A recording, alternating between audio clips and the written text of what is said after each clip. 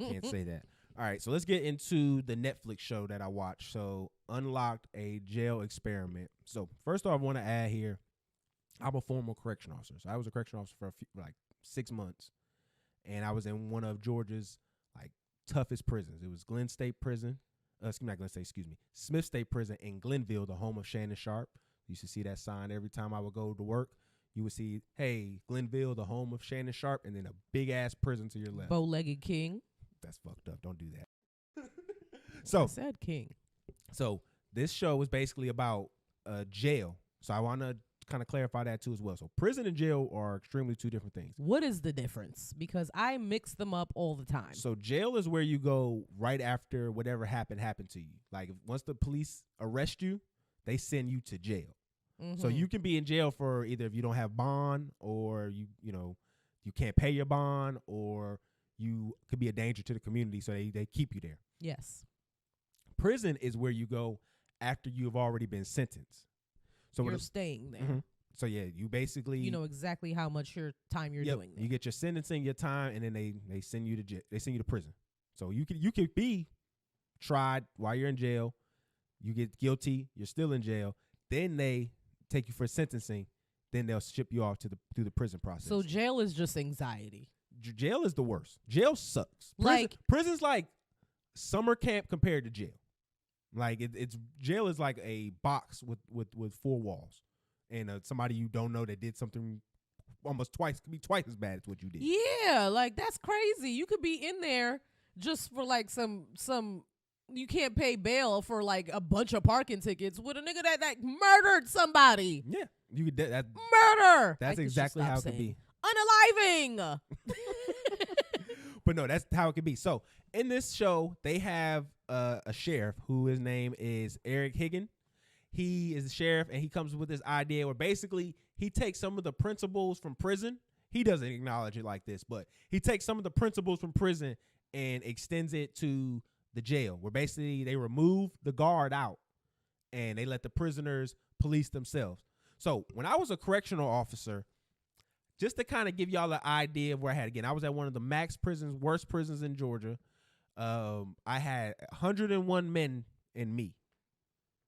And then there was a dude in the middle and then another guy, and he had 101 men in just him. So I was don't like that. So Drake was 20v1 nigga. I was 101v1 nigga. So that is basically the environment similar to them. One of the rules that you learn early on when you start being a correctional officer is a phrase like this. It's called the dorms police themselves. Meaning you as the officer on duty do not have to wield your authority, that the people and the older people in the dorms will do that for you. Mm. So that's kind of what he wants to take into the jail program. They kind of they introduce you to a few guys who are a little bit older. You have Tiny, Eastside, Randy, who they call True Story. And Randy is a character.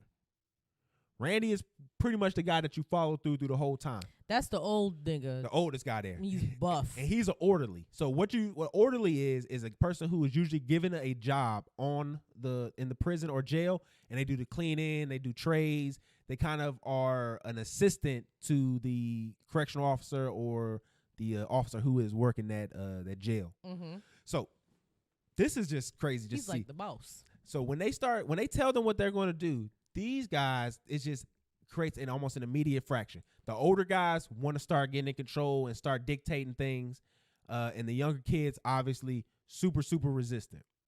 This is what the messed up part is, because this happens with any time old and young guys mix in, especially when you get into this prison system. You got to incorporate a lot of black and young brown boys that's also going to be involved in this. The issue when you get these two is that folks ain't practicing what they preach in these situations. And also too, everyone is a hypocrite. Yeah, but also too, you got to also take into consideration that these aren't the top 10 percentile of our American public either. No, these are men who already decided that they weren't going to follow the rules, and then weren't smart enough to do so they got caught. Well, technically, they didn't society yet. They've been accused of not following the rules, allegedly. And they just have not been sentenced or been determined that they did that. So they definitely got caught. Allegedly. I mean, they got enough evidence to put him in jail. We'll say Yeah. that. Allegedly. So the thing with True Story, like I said, he's real chain gang. Real chain gang brother. Like, I could tell you've been in the system for a minute just by the way he communicate. Yeah. Like, there was one scene where one of the younger white boys was being disrespectful to one of the officers, and he sent somebody to beat this nigga ass. Literally just jumped on him, beat him up in the dorm, and when they came out, they was like, "Oh, I hit my head." And that's another thing too. Like the dorms, like okay, I'm gonna let y'all understand when I was in mine. I never walked into them damn dorms. I was not trying to do that at all. They wanted us to do these things called damn, I can't remember what kind of checks they are, but they wanted us to basically do bed checks, where they want us to go in there, search them. Shakedown. That's what we used to call them. They wanted us to do 3 shakedowns a day. Nigga, please. No. You want me to do a high max, potentially a murderer? You want me to shake down his room 3 times a day? No, sir. Not doing that. By myself? That's what they want you to. No, not doing that. But they did a shakedown in this show, and it was a full team of like tactical gear and everything. That was the only when they brought the CERT team. That was the only time they respected the shakedown, because them boys came in looking like they was ready for problems. They look like SWAT. It was one time where there's a group that goes to each prison in Georgia, and they just go in and just shake down every dorm. Like, they just go in and just shake it down. They come in and they're merciless. Like, I'm talking about they unscrewing things, they moving things around. Like, they get to it. And when they come around, they strip the boys naked. They do all that. You gotta bend over and cough. Yeah, you gotta let go of your They your meat. extend a authority, and that was where it's like you don't really have that kind of power when you're the day-to-day CO. So No. like, they only get that every once in a while. But here, that's where they started this off at. So after they did the shakedown, made sure they got everything, folks started doing their thing. So they introduce you to a lot of chain gang behavior. Like the coffee sticks, that's a real thing. So these guys apparently in prison, you can Jail. In jail. I'm sorry, in jail. They probably do this in prison too. But they soak like paper towels or like toilet paper and coffee, and then they roll it up and then they smoke that. And apparently it just gives them the sensation. It's satisfactory in some way. Yeah, it gives them a sensation. In prison, they getting a lot more in there. Like, they getting, more drugs in there, tobacco. Like, there was this one guy who was in one of my dorms. Every morning, he was smoking a blunt of straight gas. Like, how? I'm sitting there. I would go up to him. I'd be like, "Hey, bro, not going to stop you from smoking. Could you do it in your room, though?" And he goes, "Fuck you." I'm like, all right. Salute. Like, what? Is this what's happening in that was prison. prison? That was, real prison chain gang. Like I said, that shit was I'm going to get into some more of this because they do a little bit more of this stuff too in there. So they were doing the coffee sticks, and then they were like rolling paper towels and making like wicks to use as lighters, because they don't have access to lighters. Mm-hmm. So what they'll do is they'll usually take like a battery or something, and they'll use some wires and use that to create enough heat so that they can burn something, and then they just keep something burning so that, they have flame and fire to use. In a different lifetime, these niggas were inventors and scientists and chemists of all sorts. No, it goes back to what we talked about the other episode. When you have time, you can figure out almost anything. Yeah. When you have time to sit around and think, you can figure out almost anything. They also show some more like real, like surreal live stuff into it. Like, they do commissary. So commissary is a big thing in prison. You can't play about that. Like, if the commissary don't come, you can almost be assured somebody's gonna get beat up that week. No lie. Like, when working the prison, makes you. That's the only thing they have. Yeah, that's the only thing of real value. Yeah. Like, I'm trying to tell you, when I worked in prison, there's a reason why when you buy them little ramen noodle packs, which they call soups in the prison, in the chain gang system, why I really don't like to eat those. Because it reminds me of chain gang, honey buns, chain gang shit. All them little orange type chips, like the puffs and all, chain gang shit, nigga. I don't like any of it. I'm not a fan of chain gang food. And when I lived in that experience and I had to work in this prison, I used to hate the one honey buns I had to hate to my core is the ones with the icy on it. Cause that just, you knew a nigga life was changing if he had that icy honey bun on his bed. I'm glad I didn't work night shift. What does that mean? That means you getting glazed, my guy. You're getting glazed, my guy. I don't like that. I don't like that at all. I don't either. That's why I didn't work night shift. So then they kind of show a lot of getting fucked. In prison. Yes, that's happening. There's guys who they bunk up together so that did you see it? I didn't work night shift. It only happens during night shift. Like they wouldn't try to get it in during the day. No, during the day they just straight jackers. They'll just pull out jack on you during the day. What? Yeah, especially for the women. Like if you was in there, you would get jacked on every day. No lie. Not funny. No, that's not for funny real. at all. A nigga will pull out on you every day and start going to town. Real Not talk. funny. Why do I keep laughing? I'm just for real. So back to this experiment here.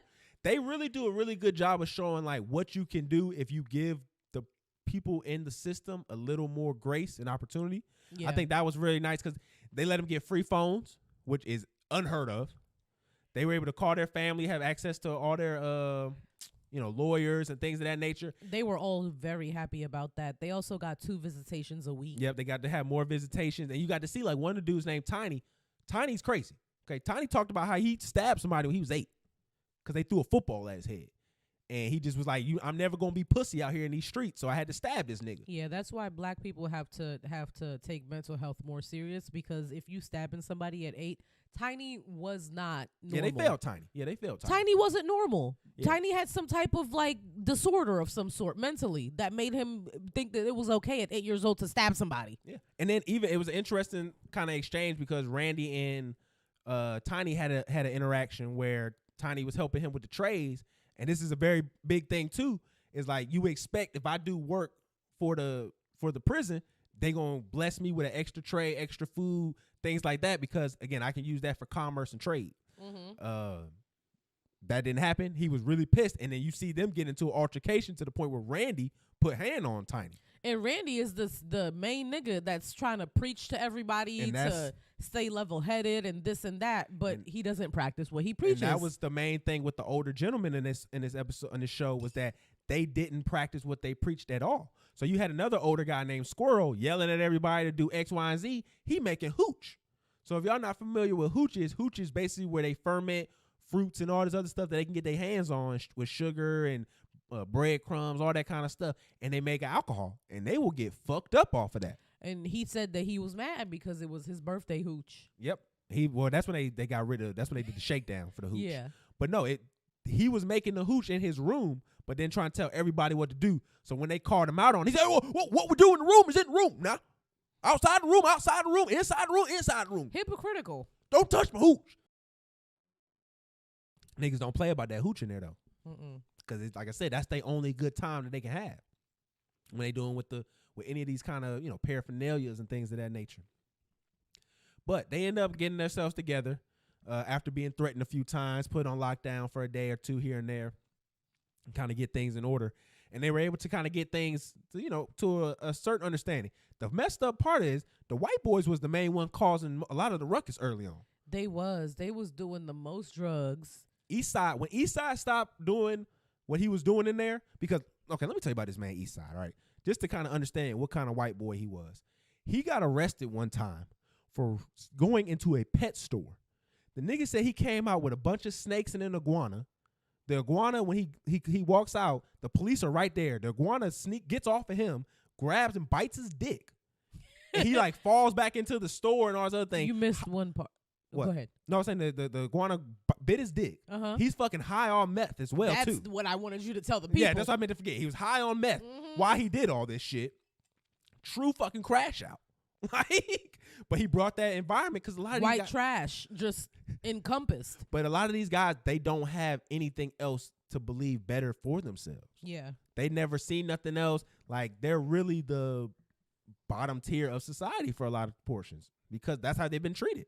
Mm-hmm. So you see that kind of like through this movie and through this series, and they kind of show that Sheriff Higgins was probably the first person to ever give a lot of these guys an opportunity and a chance to even show themselves to be able to take care of themselves. Because there were some of them that were like, yes, thank you for this opportunity. I don't want to be here and I don't want to come back, please let me know how to not come back here. Like, I don't. And then a lot of them were like, please, I just want y'all to act right because we finally have something good and we don't get good things. Mm-hmm. And that was just kind of like the main takeaway from it. You end up kind of seeing like, the guys, even though, they had their, history and they didn't show where everybody landed out at the end. But you do see like Tiny, who gets out of jail, and he's, back living his life. I don't know if he learned a lesson. Because they asked him, he's getting emotional. He's like, I ain't finna cry. I'm a gangster, though. I ain't finna cry. I was like, I don't know if he learned a lesson there. Yeah, I hope he did. I hope you don't end up back in jail, Tiny. Recidivism is high. So niggas, once they go, they come back for a lot of times. Yeah, that's really sad. There's no rehabilitation in our prison system, but that's a completely different show. But I think overall, though, it was actually a good experiment. I think it was a good watch. I think you kind of really get an idea of the prison system, the jail system, and kind of can take a lot of that, what transition there over to the prison, what happens in our prison system. I want more jail shows. The only thing about prison is that you're more open. Like, you have more space that you can go around. There's classes that you can go to. There's more opportunities to do things here. There, do guys really take advantage of it? No. I mean, when you're sitting there, especially the place I'm at, when you're sitting there for 20 years, it's kind of hard to want to take advantage of it because you feel like you've lost all your life. Especially, like, I was even telling her she wasn't aware, like, if you go there when you're a minor in prison for like until you're an adult, you got to sit in the medical, which is basically like being in a hole. And speaking of the hole, there was one guy, this was the thing that struck me the most. There's this guy, he's in medical, and they ask him if he is thinking about harming himself, and he's like, I said yes because I am thinking about harming myself. He was facing up to 25 years to life. He murdered somebody, I think. So because of the fact that he said that he was suicidal and he was thinking about harming himself, they put him in solitary. And I was like, I was really genuinely, I was so confused and taken aback because I was like, if somebody is thinking of harming themselves and thinking about unaliving themselves, why would you put them in a small box by themselves with nothing but their own thoughts? Yeah, well, what they have to do is they have to remove you away from everybody else, and then when you put them in the room, you have a lot more control. Like, they'll remove your shoelaces, type of clothes that you can have. They can watch you closer, but I feel like you probably would just want to do that more intensely than you did before. It depends for everybody who's different, and every situation is different. But when you're in prison, you're considered a ward of the state. So it's kind of like real important that we maintain your existence. Like, I've been before I left the correctional department, there was a super big fight that happened. Like, I'm talking about, it was huge. But what happened beforehand, there was an inmate who was killed in a bunk in his dorm, in the room. Like, so that happened. He was killed for whatever reason, and then it came over to a few weeks later, and then you see all the gangs that are opposite of each other start, tying. Like, we had a lot of different signs when they start tying their shoes, putting their pants up a certain way. Like, you could tell there was going to be a fight that was going to happen. Yeah, Mexicans got on boots. That's another thing too, putting on the boots. But and so when this fight broke out, like, I remember running to the dorm because we all had to go there because they called the code. And I just remember seeing someone have a piece of metal and they put it right through a guy's top of his head. Oh no! Oh man, it was. You saw that? I saw it. You know that happened in my my high school. Well, I think I told that story. This happened. Somebody got their head split open. This happened in the prison. I'm talking about in the prison. MS-13 gang activity in Brentwood High School. It was absolutely insane. No, yeah, them MS boys is psyched out. Absolutely insane. Like, what is good with y'all niggas? Nothing. But no, man, it's insane in that prison system. It's no joke for sure. I wouldn't put that on my worst enemy. I don't like when people say that. Y'all don't have enemies for real. I would put that on my worst enemy. I would put that on my worst enemy, and then I would double it, and then I would want that for my worst enemy.